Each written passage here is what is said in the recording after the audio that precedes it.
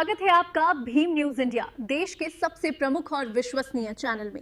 आप देख रहे हैं भीम न्यूज इंडिया। नमस्कार, मैं आपके साथ हूं। आइए जानते हैं आज की ताजा अपडेट्स। देश और दुनिया में क्या चल रहा है उसकी पूरी जानकारी लेकर हाजिर हैं। सबसे पहले बात करते हैं आज के मुख्य समाचार की।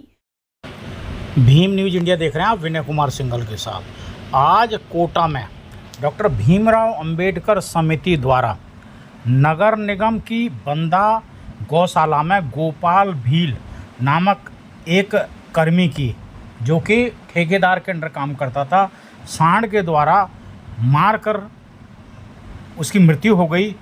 उसको उचित मुआवजा और न्याय दिलाने के लिए अंबेडकर समिति के पदाधिकारी आज श्रीमान जिला कलेक्टर को ज्ञापन देने पहुंचे।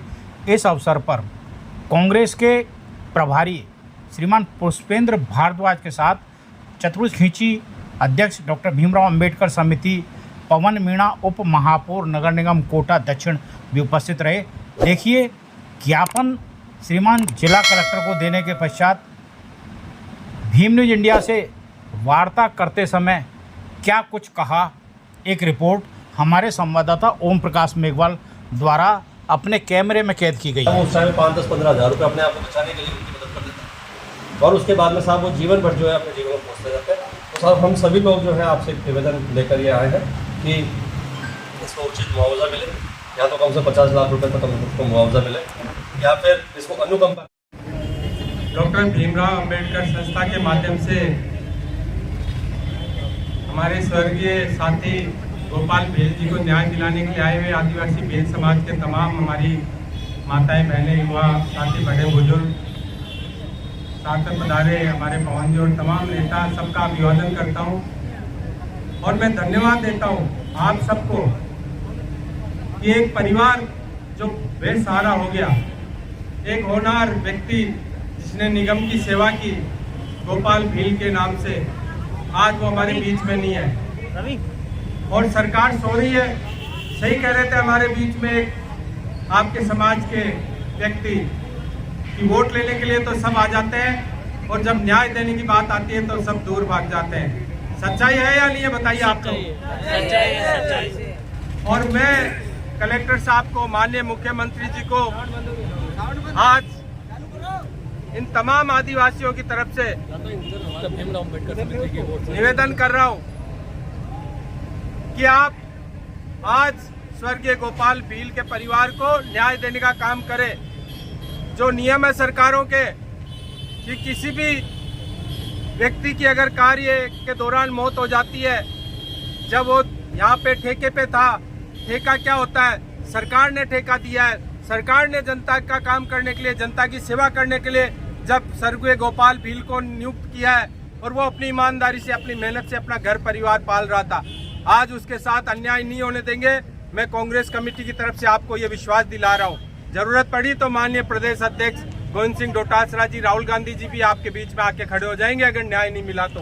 गोपाल भील को, ये परिवार को अनुकंपा नौकरी मिलनी चाहिए, अनुकंपा नौकरी इनके परिवार के किसी भी व्यक्ति को मिलनी चाहिए, आर्थिक सहयोग मिलना चाहिए और जो भी सरकार की योजनाओं के तहत जो सहायता मिलती रही है वो इनके परिवार को मिलनी चाहिए। आप सब पधारे और मैं आपको विश्वास दिला रहा हूँ कि आपकी इसकी लड़ाई, आपकी इस मजबूत लड़ाई के अंदर जब तक गोपाल भील जी को न्याय नहीं मिलेगा, हम आपके साथ हैं। जय हिंद, जय भारत, जय भीम।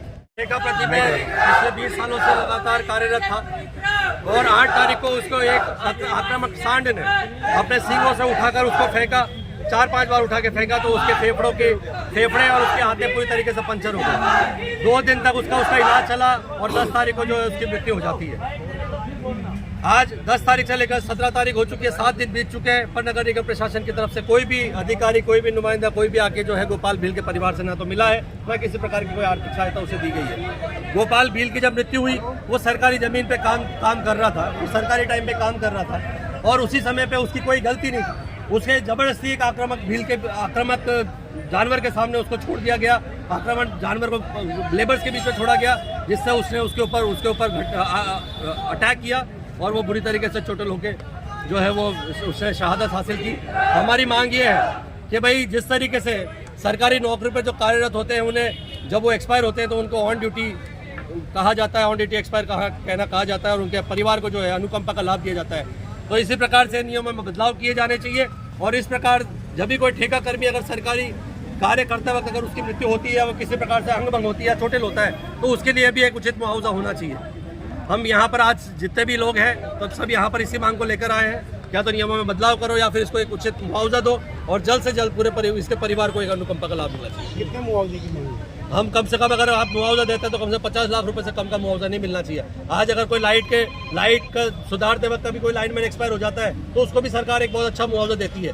कहीं पे दूसरी कोई घटना होती है तो वहाँ पे भी अच्छा मुआवजे का प्रावधान है। तो सिर्फ ये भील समाज का है, ये आदिवासी समाज का है, तो ये उसका हकदार क्यों नहीं है?